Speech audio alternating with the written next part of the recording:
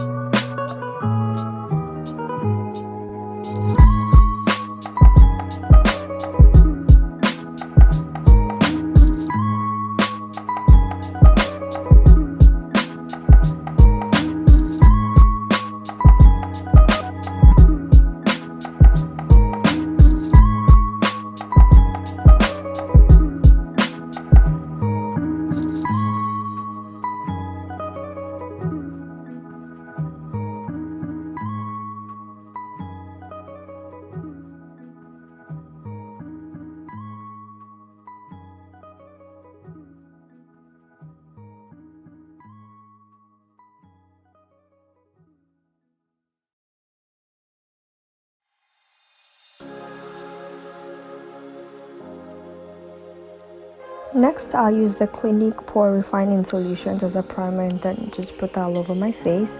And then for foundation, I'll be taking the Superstay Full Coverage Foundation by Maybelline in 370 Deep Bronze. Midway, I realized that this foundation is way too dark for me, so I went in with Clinique Even Better in the shade Golden to try and even it out.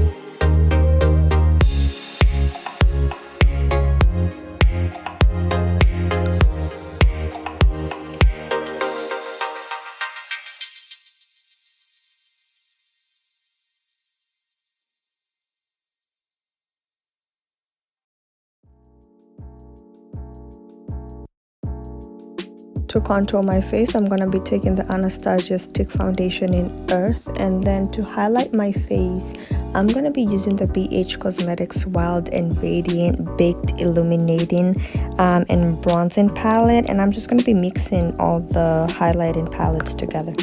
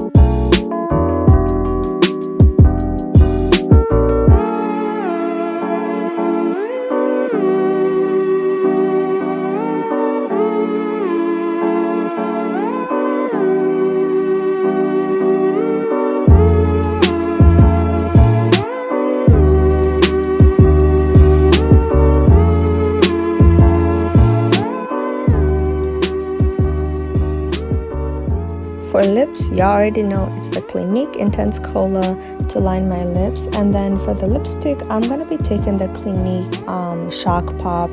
It's a bright pink color. And then in the center of my lips, just to brighten it up, I take the Stila Stay All Day Liquid Lipstick in the shade Butchy. I think I'm pronouncing that wrong.